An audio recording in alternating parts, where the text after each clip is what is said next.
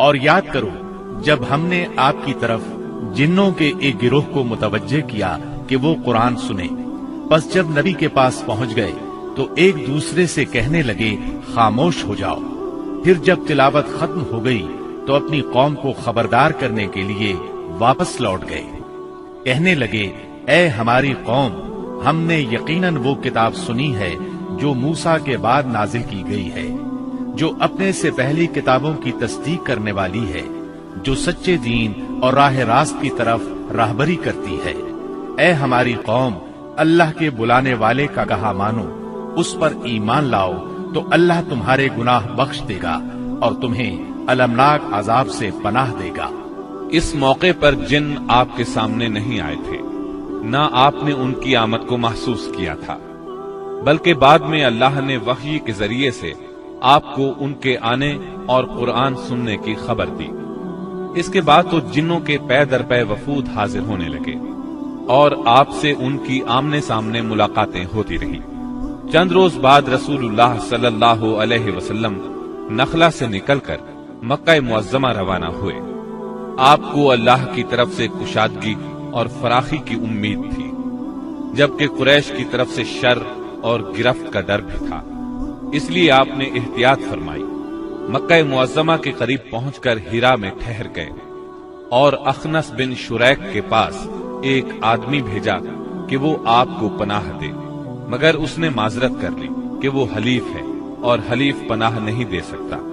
پھر آپ نے سہیل بن عمرو کے پاس یہی پیغام بھیجا، مگر اس نے بھی یہ کہہ کر معذرت کر لی کہ اس کا تعلق بنی عامر سے ہے اور ان کی پناہ بنو کعب پر لاگو نہیں ہوتی۔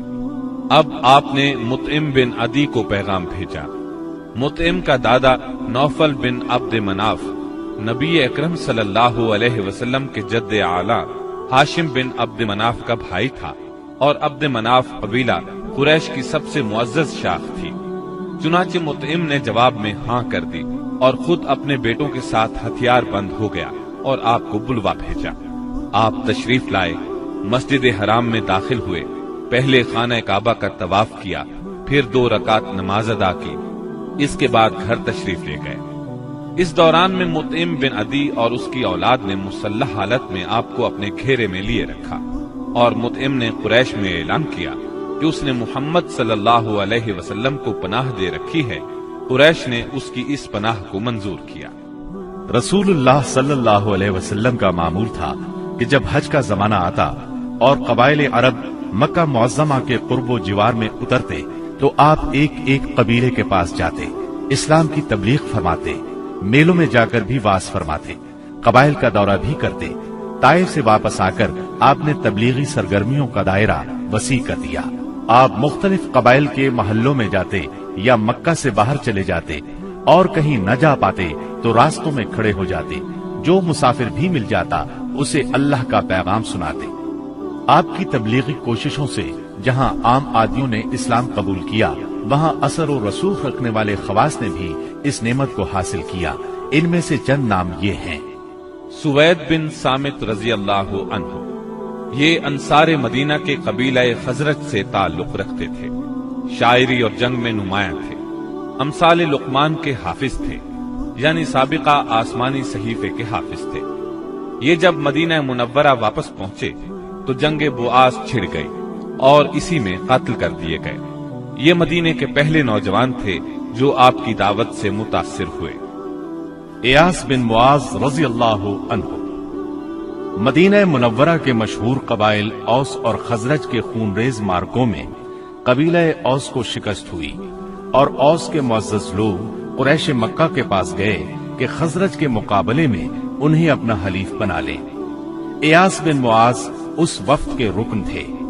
آپ صلی اللہ علیہ وسلم سے ملاقات کا شرف حاصل ہوا تو اسلام قبول کیے بغیر نہ رہ سکے۔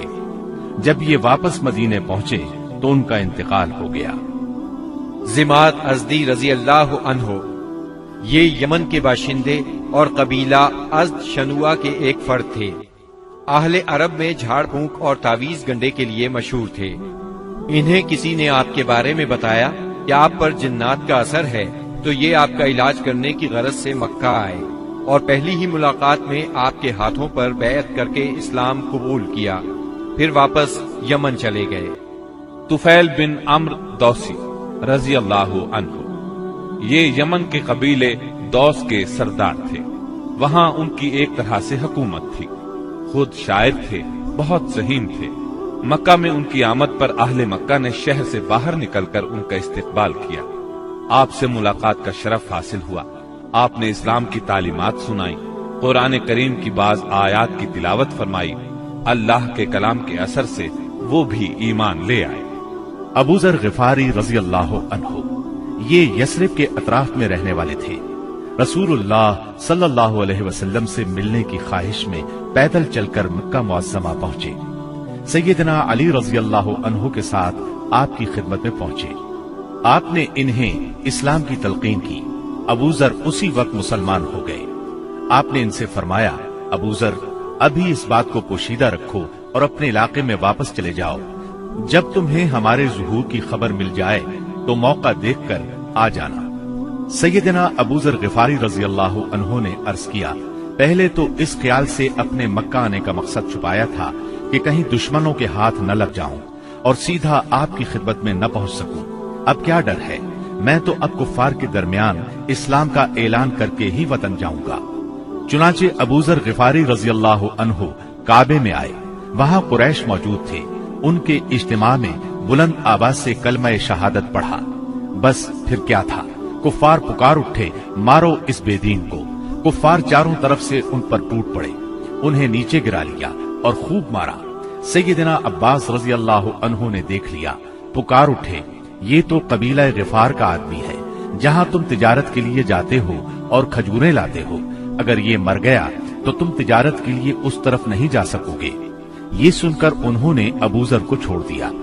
دوسرے دن وہ پھر خانہ کعبہ پہنچے اور بلند آواز سے کلمہ پڑھا۔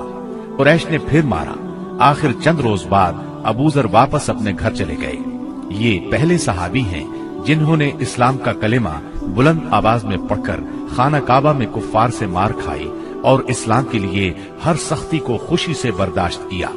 نبوت کے 11ویں سال موسم حج میں یعنی جولائی 620 عیسوی میں اسلام کو چند کارآمد بیج مل گئے۔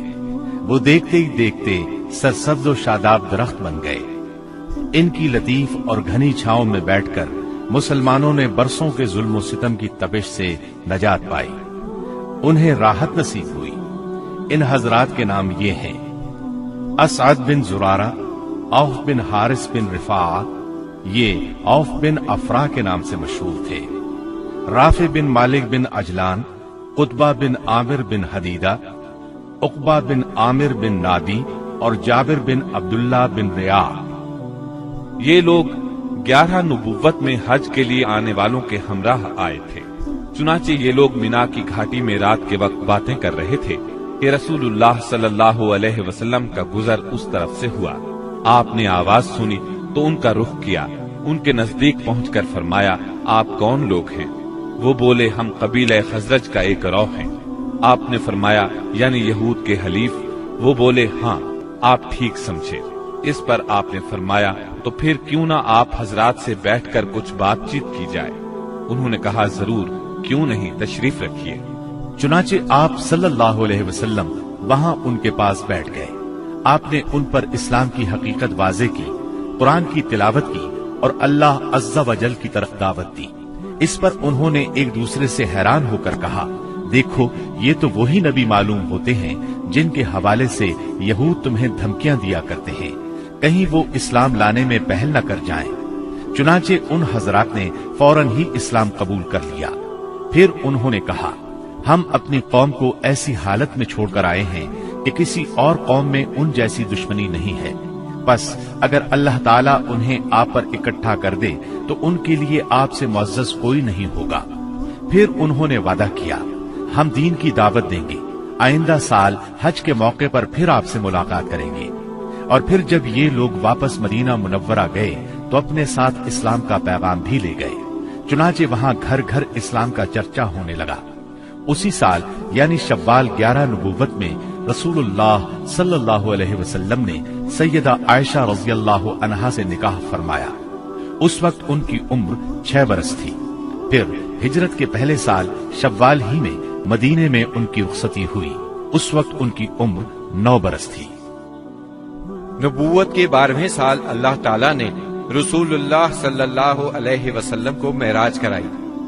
पाक है वो जात जिसने अपने बंदे को रातों रात मस्जिद हराम से मस्जिद अक्सा तक की सैर कराई, जिसके गिर्द हमने बरकत दे रखी है ताकि उसे हम अपनी निशानियां दिखाएं। बेशक वो खूब सुनने वाला, खूब देखने वाला है।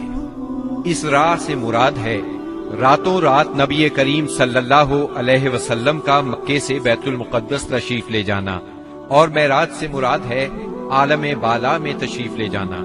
ये वाकया जिस्म और रूह समेत पेश आया। वाकया मेराज का खुलासा ये है कि आप उस शब अतीन या हिजरे काबा में आराम फरमा रहे थे। उस वक्त आप बेदारी और नींद की मिली जुली हालत में थे। ऐसे में जिब्राईल अलैहिस्सलाम तशरीफ लाए। उन्होंने आपके सीना मुबारक को चाक किया और आबे जमजम से धोकर ईमान और हिकमत से भर दिया। फिर आपके सामने सवारी के लिए बुराक लाया गया, जो घोड़े से कदरे छोटा सफेद रंग का जानवर था। उसकी तेज रफ्तारी की वजह से उसे बुराक का नाम दिया गया। उसका कदम जहां तक नजर जाती थी वहां पड़ता था। उस पर सवार होकर आप बैतुल मुकद्दस तशरीफ ले गए। मस्जिद अक्सा में दाखिल हुए, 2 रकत नमाज अदा की, उसमें तमाम अंबिया की इमामत कराई। फिर जिब्राईल अलैहिस्सलाम आपके पास 2 बर्तन लाए, एक में शराब थी, दूसरे में दूध। आपने दूध पसंद फरमाया। इस पर जिब्रील अलैहिस्सलाम ने कहा, आपने फितरत पाई, आपको हिदायत नसीब हुई और आपकी उम्मत को भी। अगर आप शराब को पसंद फरमाते तो आपकी उम्मत गुमराह हो जाती। इसके बाद आपको बैतुल मक़दिस से आसमान दुनिया तक ले जाया गया। जिब्रील अलैहिस्सलाम ने दरवाजा खुलवाया, आपके लिए दरवाजा खोला गया। आपने वहां इंसानों के बाप सैयदना आदम अलैहिस्सलाम को देखा और उन्हें सलाम किया। उन्होंने आपके सलाम के जवाब में फरमाया मरहबा। उन्होंने आपकी नबुव्वत का इकरार भी किया। उनके दाएं तरफ एक गिरोह था, जब उस गिरोह की तरफ देखते तो मुस्कुराते। ये सआदतमंदों की रूहें थीं। उनके बाएं तरफ भी एक गिरोह था, जब उन्हें देखते तो रोते। ये बदबख्तों की रूहें थीं। फिर आप सल्लल्लाहु अलैहि वसल्लम को दूसरे आसमान पर ले जाया गया। जिब्राईल अलैहिस्सलाम ने दरवाजा खुलवाया, आपके लिए दरवाजा खोला गया।